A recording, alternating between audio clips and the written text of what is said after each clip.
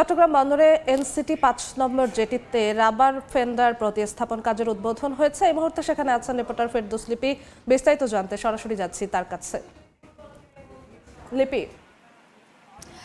উদ্বোধনের যে আনুষ্ঠানিকতা সেটা শেষ হয়েছে, এই মুহূর্তে চলছে রাবার ফেন্ডারের যে প্রতিস্থাপনের কাজ সেটা। এবং আপনারা জানেন যে এই রাবার ফেন্ডার কিন্তু সামুদ্রিক একটি সরঞ্জাম, যেটা বিশেষ করে জাহাজ এবং ডক অর্থাৎ জেটির মধ্যে যখন জাহাজ ফিরে, সেই জাহাজ জেটিতে যেন কোনো ধরনের ক্ষতি না হয় এবং জাহাজের গতিটা যেন কমিয়ে আনে, সেটাতে সহযোগিতা করে। এবং এতদিন পর্যন্ত এনসিটিতে যেসব ফেন্ডারগুলো ছিল সেগুলো মূলত চায়না থেকে রফতানি করে কিন্তু এখানে লাগানো হয়েছে। কিন্তু আজকে যে রাবার ফেন্ডার প্রতিস্থাপন করা হচ্ছে সেটার মূল বিষয় হচ্ছে সেটা আমাদের দেশীয় এবং খুলনা যে শিপইয়ার্ড সেখানে তৈরি করা হয়েছে। এবং যারা এখানে উদ্বোধন করেছেন তারা বন্দরের যারা ঊর্ধ্বতন কর্মকর্তারা ছিলেন, খুলনার শিপইয়ার্ডের ঊর্ধ্বতন কর্মকর্তারা ছিলেন, তারা বলছেন যে খুলনা শিপইয়ার্ডে যেই ফেন্ডারগুলো তৈরি করা হয়েছে সেগুলো কিন্তু বিশ্বমানের এবং গুণগত মান এবং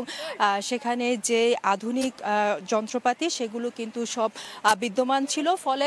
এর ফলে কিন্তু যে বৈদেশিক যে খরচ সেটা অনেকাংশে বেঁচে যাবে এবং বিশেষ করে আমাদের দেশীয় প্রযুক্তি ব্যবহার সেটাকে উৎসাহিত করা হবে। এবং সেটার কারণে আসলে আজকে যে আনুষ্ঠানিকতা সেটা করা হচ্ছে। এবং আপনাদেরকে জানিয়ে রাখতে চাই, এনসিটিতে কিন্তু 5টি জেটি আছে এবং এই 5টি জেটিতে প্রায় 98টি রাবার ফেন্ডার রয়েছে।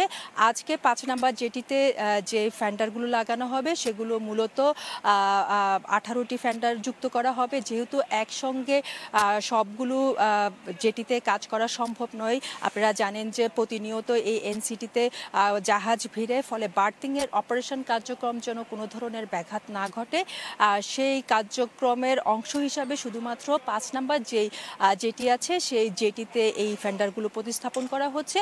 মূলত এই ফেন্ডারগুলো কিন্তু যখন জাহাজ বার্থিং করে অর্থাৎ জেটিতে, সেই জেটিতে কোনো ধরনের যেন ক্ষয়ক্ষতি না হয় এবং জাহাজের গতির যে শোষণ সেটা কমিয়ে আনতে সাহায্য করে। এবং খুলনা শিপইয়ার্ডের যে ফেন্ডারগুলো তৈরি করা হয়েছে সেগুলো কিন্তু গুণগত মান খুবই ভালো এবং কয়েক দফা যে পরীক্ষা, সেই পরীক্ষার শেষে কিন্তু আজকে যে এই প্রতিস্থাপনে সেটা কাজ করা হচ্ছে। এবং বন্দরে যারা এখানে ছিলেন তারা বলছেন যে ভবিষ্যতে বন্দরে যে নতুন নতুন টার্মিনাল নির্মাণ করা হচ্ছে সেই জেটিতে এই যে খুলনা যে শিপইয়ার্ডের ফেন্ডার যে তৈরি করছে সেগুলো কিন্তু প্রতিস্থাপনের একটা সম্ভাবনার দ্বার উন্মোচিত হলো। তো এই ছিল আমার কাছে চট্টগ্রাম বন্দর থেকে এখনো পর্যন্ত সর্বশেষ।